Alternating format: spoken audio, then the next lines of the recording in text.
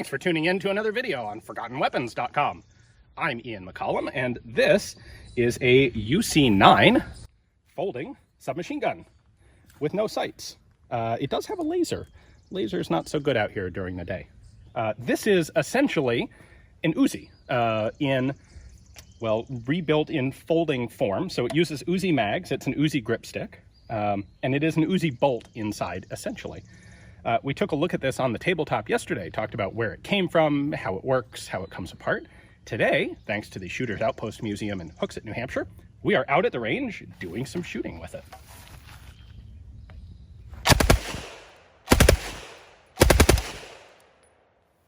I should be very clear here. This is the charging handle. This is not a vertical front grip because the muzzle's right there in front. It's empty now. You do not want to stick your hand on this. That's going to be way too close to that muzzle. It sure looks like a charging handle. There we go. Or it sure looks like a vertical front grip, but it is not. Standard Uzi magazines. Ka-chunk. And the idea was you've got a laser that you can turn on. Like I said, laser's not so great out here. You hold it back here and you just kind of look over the gun.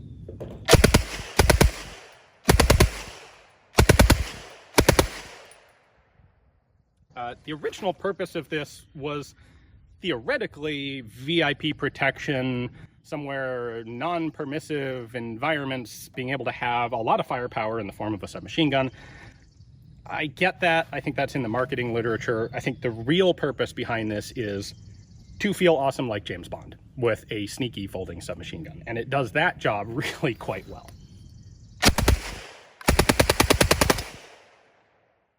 As for being able to actually hit anything, well, maybe not quite so much. With the no sights and all, you can put a Holy Bible label on it, fold it up, stick it on your bookshelf, and chances are not many people are ever going to pull it down to look at it. That's what the previous owner of this one did.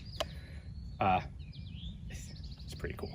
Like, kind of totally impractical and useless, but still neat. All right, not a whole lot else to say about this, I don't think. Fun gun, not exactly practical, but fun. Cool to feel like James Bond with your sneaky hidden submachine gun. We'll go ahead and close it out with a 25 round mag. Hopefully you guys enjoyed the video. Thanks for watching.